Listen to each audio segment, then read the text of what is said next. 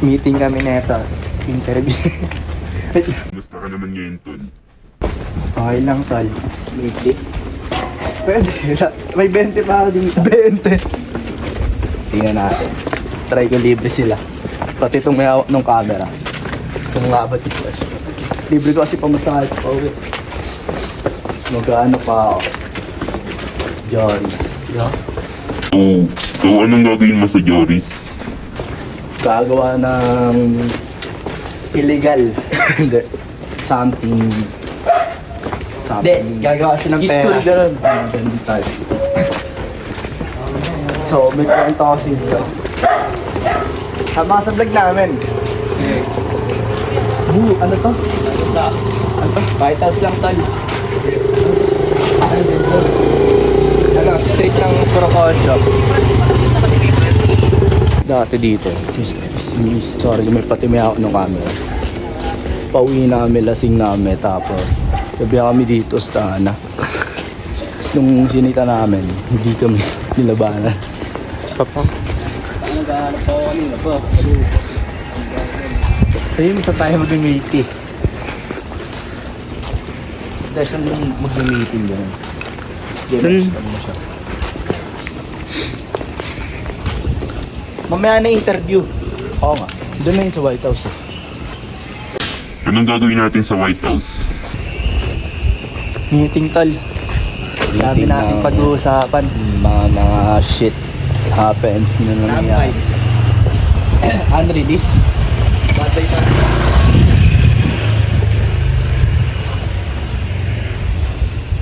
Kaya pa ba? Kaya pa ba? Ay, may hawak ng camera, kaya niyo pa. Kaya ko pa. Kailangan mo ng nebulizer. Kailangan natin ng water. Nebulizer. So yun, punta kami ngayon ng White House. Laki na ikot, dadaan pa aming barangay. Ganun.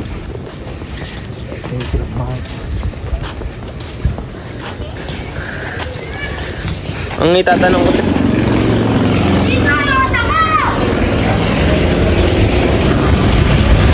Kaya ata eh, may riot tol, may riot.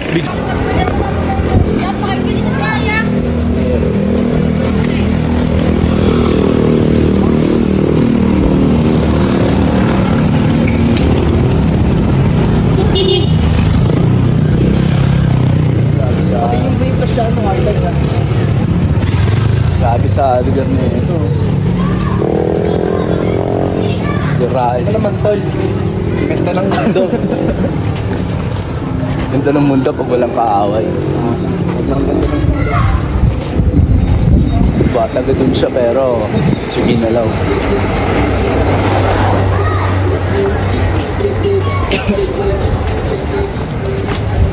Kulit yung ano niya, ano? A night niya, ano, may riot. Then sumali ka dyan eh. Bugbugin ko na. Riot sila, ano?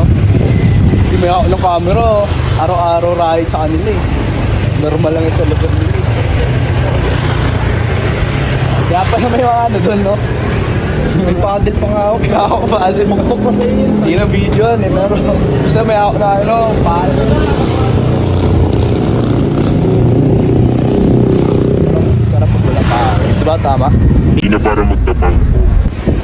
Maraming pera. So, malapit na tayo sa White House. Ito, ayun ang White House. Yung barangay. Nakadalawang barangay na ako dyan. Una, kasama ko to. Pangalawa, may sinundo kami. Ngayon, tropa namin na yun. Umiyak na camera. Yan, ayun. Daming kwento dito lang.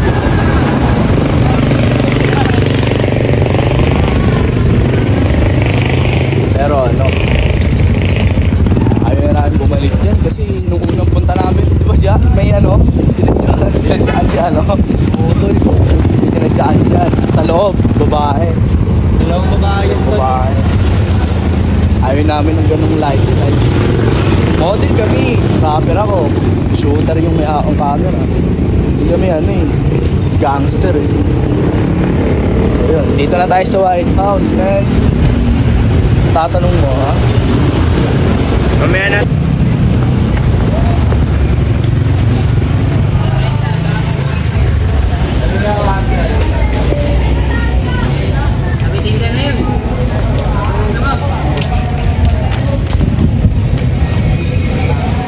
Tol, tropa yan.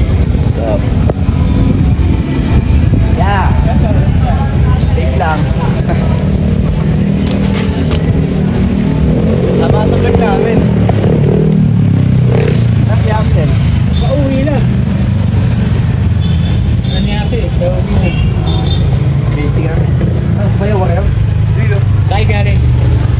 Dali yan lagi. May wakayo? Ready shot niyo doon? Grabe. Napagod ako.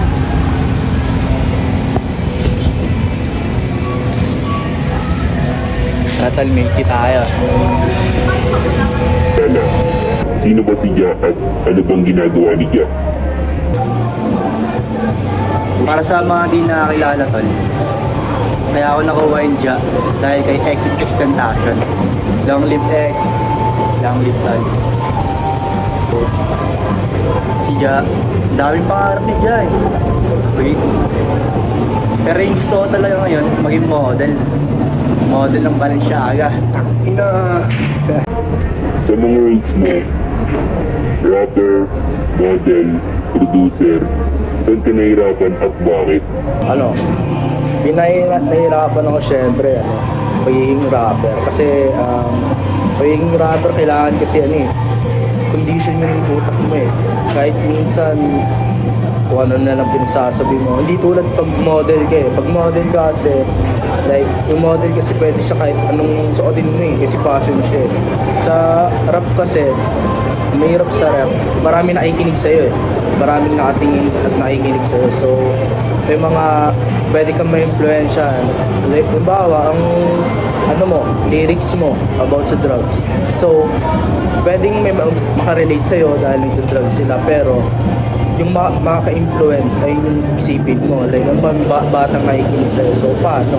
So, ako, tulad ko, simula nung, hindi pa naman sinasabing sober ako. Magaan pa rin ako ng mga shit. Pero, alam mo yun, nagbabawas na ako ng pwede ko sabihin kasi hindi lahat mag-rapper ka pwede sabihin. Although,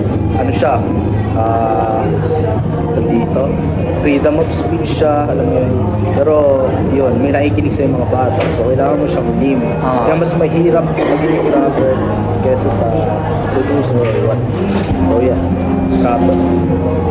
Okay guys, ang tanong na to is para sa inyong dalawa. Di ba kakasimula pa lang ng taon? Ano nakikita mo sa sarili mo ngayong taon? Ngayong taon, kasi ngayong taon kasi talaga All Black Zone, lock-in talaga All Black Zone line. Trabaho talaga. Kasi ngayon, tapos na namin talaga mag-meeting. So, ngayon talaga, ngayong taon nakikita ko na ako at saka yung mga kaibigan ko tingin ko makakatagos sa scene. Hindi man sobrang sikat, pero tingin ko tatagos kasi tulad ngayon, January pa lang gumagawa na ako ng tracks. So balik possible February to March, marami akong malabas. So ganun din naman yung team ko, diba? Ito, sa modeling. So yun, may ako ng camera. No Face Talent. Yeah, shoutout sa kanya. So, yeah. Tingin ko, nakikita ko ngayong taon, tatagos. Tingin ko naman, hindi naman posible yun dahil gagawin naman namin. Para sa akin, ngayong taon, lock-in. Tingin ko magiging malaking grupo yung All Black Zone eh. Biruin mo, ang daming may idea sa All Black Zone. Ito, daming roles. Ito, Lalandex. Kaso, ang dami rin nawala eh. Ang daming nasasayakan sa kanila. Maraming walang potential, pero yun talaga. May iba naman pinili yung drag game. Tulad ng iba. Wala eh. Lucky talaga ngayong taon, lucky. Baga code yun. Kahit sabi nga may pasok na bukasan, kailangan trabaho. Kailangan ng trabaho. Connection ng less ego, no? Less ego. Less ego, ano yun. So, ito naman ang tanong ko sa inyong dalawa. Anong lesson nyo last year? Marami. Pero ang talaga, as rapper sa akin, huwag mag-say-less. I mean, pwede naman. Pero depende kasi sa'yo bilang rapper. Alam mo yun, anong rapper ka? Kasi tulad ko, last year, talaga ako eh. Focus ako sa model, so hindi ko maasikaso yung pagiging rapper. So, ginagawa ko sales na lang, like, nagka-drop ako ng walang promote, like, nagka-drop ako ng walang pasabi. So, mas mahirap pala siya. Kasi, alam mo yun, hindi mo alam kung makikinig pa sa drop mo. Unlike, promote ka like 1 week pa lang. So, ayun, nanonood ako, huwag maging sales. Pero, pwede ko pa rin siyang i-apply ngayon. Like, sa ibang bagay. Bawa. Ang pinakamahito kasi sa karamihan ng ibang rapper, na tinatanggal ko sa sarili ko is yung mag-announce tapos hindi magda-drop. Halimbawa, isang rapper na sabihin nila magda-drop sila ng isang video tapos next year pa pala i-drop pero ang sabi nila dropping soon. So para sa akin nag-aantay matitisuhin, so tinatanggal ko yung ganun ko, parang ganun ginawa ko last year na hindi gumana sa akin. So yun, maging sales. Ang lesson ko last year, marami tol. Unang-una sa lahat, ang tropa. Kaya kayo, mamili kayo ng tropa, hindi yung basta-basta. Kaya ngayon tol, ang taas na standard yung tropa. Pati sa babae. Ang taas na standard ko tol. Sobrang arte ko sa tropa pati sa babae. Ngayon naisipin mo, last year, napakaway ako kasama ko mga tropa ko. December 11 yata. December 11. Ngayon napakaway ako. Lahat ng tropa ko iniwan ako, tol. Basta tol, tapos yan tol, kinabukasan nahulihan ako. Nahulihan ako, tol. Ilak siya. Kaya, nahulihan ako ng basta yun. Shit, man. Nahulihan ako, tol. Kaya, yun, napasok ako sa loob. 3 months ako nandun, tol. December 15 last year hanggang March 15. Lagi ko siya dinadalo sa loob. Lagi niya ako dinadalo sa loob. Sabay pa kami kumain ng Cage's Burger. Pero solid. ano siya doon? Superstar siya doon. Kasi Hotel Superstar tita, pupunta doon, pagkain talaga. Umuulan ng pagkain kahit, alam mo yun, Shoutout kay Mama Black. Mama Mama Black. Pag pupunta kami doon, daming pagkain talaga. Kahit yung mga staff, gusto talaga. Kaya natutuwa yung mga staff na natin sa dito. Yatod kami na nung unang punta niya. Nagulat sa akin, pre, kasi ang taba. Niya gaano. Pero normal lang pag nalolob eh. Normal lang siya. Taba. So yun, lesson niya. Yun, pinakita siya sa akin nun sa passion, sobrang lakas, napaisip ako nun, nalilate na ako. Nalilate siya na ako. Nung nalockdown siya, tuloy pa rin ako sa passion. Hindi ako tumigil, nag-explore ako, inalam ko yung mga kalakaran, gano'n. Pero hindi ko naman perfect pa. Pero nalam ko yun, like, alam mo yun, sa details, sa post, yan. Kasi siya yung may magaling talaga sa amin. Na-influensya niya lang din ako sa passion. So, yeah, gano'n. Doon nangyari. Sa loob siya, pero sa puso niya pa rin yung passion. Nung nasa loob ako, pinakita niya sa akin yung tropa ko. Nung nasa loob ako, pinakita niya sa akin si Arkin, tropa ko. Tapos yun. Tapos, labas namin nun, naglaguna kami. Ano ba yun? Laguna Kami, tapos nagsusunod kami. Tapos, mga ilang, linggo, nag-shoot kami nila Arkin.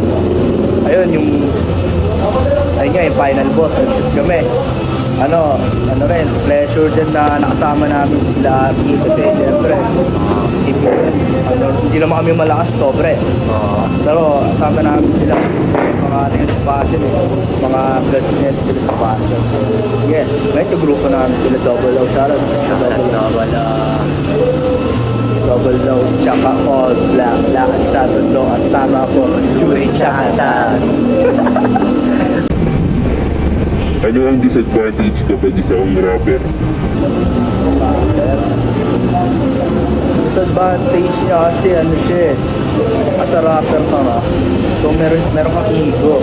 Yung mga tao kang, alam mo yun, minsan hindi siya sasamahan dahil, alam mo yun, rapper ka nga eh. Mayabang ka lang. Tapos, isa pa, yung, what the shit, man? What the fuck? Yun, disadvantage niya kasi, like, pag rapper ka kasi, depende, ulitin ko, depende sa pagiging rapper mo eh. Pero kung mayabang kasi masyado, like tulad ko, mayabang ako, inaabot ko. Like, sa commute. So, ayun, maraming disadvantage, pero para sa akin, pinaka-affected ako is, ayun, pag-commute ko, hindi ako commute. Tapos trip ko pa, mag-joyride lang. But, yeah, yun lang. Maraming disadvantage at maraming advantage. Disadvantage bilang model. Sa akin, ayun, palagi may problema ka eh. Lagi may problema ka. Like, ano yung next? Kasi syempre, as a model nga, hihigitan mo yung last mo eh. Like, halimbawa, yung last mo, sobrang lakas. So, kailangan mo siyang higitan. Ganun na, para sa akin, hindi siya madali. Lalo na kung sobrang lakas ng huli mong pinakita o, alam mo yun, lip mo. So, kailangan mo siyang higitan. Ngayon, as a model, ayun ang para sa akin disadvantage. Like, ano, lagi kami isipin para sa mga normal lang na susuot na sila kahit ano suotin nila eh. Pero kung yung model ka, like, may standard ka, ayun, so hindi mo siya pwedeng barubalin lang na susuot ko. Kasi as a model nga, may mga tumitingin sa yung tao. So, model ka. Ayun ang disadvantage ko yung model mo. May problema ka palagi. Hindi lahat kaya i-handle. Advantage. Pera pera. Ayun, problema nga pera. Kasi pag wala kang pera, di ka makabili ng pang-forma ko eh. Fits yun. Di ka makabili. Dati, takina. Sabik ako sa ano. Gamit. Diba, November, takina, ang dami kong nauubay nun pre. Kasi may diskarte pa ako nun eh. Wala kang pera, wala kang pa-forma. Ayun yung disadvantage kasi ng model. Anong pinagmulan ng pangalan ng ABZ? Meron pa talaga siyang backstory eh, kung paano siya nabuo kasi ang All Black Zone, may kanta ng All Black Zone, wala pang All Black Zone. So, may backstory yun, pero ito na lang dahil ang ABZ na grupo, may naman talaga vision. So, una talaga noon, 2022, like, yun, may tropa ako, shoutout kay Seth, Valentine's na. Yes, wala ako. Ano, dati kasi medyo, ano pa ako eh, makaisap pa ako. So, passion killer pa ako. Hanggang ngayon naman, pero, I mean, focus ako sa color na pit. So, ako dati noon, ano ng pit ko, like, makulay. Tapos, si Seth, one time, nag-black siya. Tapos, black na Chuck Taylor lang. Tapos, black na pants. So, nakita ko, all black ang linis. Doon, binating siya, shit mo man, hanggang sa sabi ko, black na kayo. Trinay ko mag-black. Hanggang sa pag na-black ka na, ang bilis tignan, like, komportable. Oo, hindi siya tulad. Kasi sa school namin noon, kasi drill noon, panahon yun. So sila lahat, alam mo yung mga traveler, sila kasi, ay nga yung tira ng ano yun eh, drill. So, ayun, nag-black lang kami nila set, like, ano lang, Air Force, hanggang sa, ayun, lima kami noon, No Face, tapos si Seth, si Ray, tapos si Kotrin, na dati siyang konsilyado at ako. 5 lang kami noon, doon ang isa. Ayun, one time, may Valentine's sa school. Like, pag Valentine's, di ba, kailangan ng color, coding, color kung anong coding. status mo. So kami, wala naman ako pa sa status kasi may girlfriend din ako nun. Pero nag-block kami. Tinanong namin na, block tayo sa Valentine's. Hanggang sa Valentine's yun, nag-go yung All Blacks yun. Inofficial namin na All Blacks Zone hanggang sa, yun.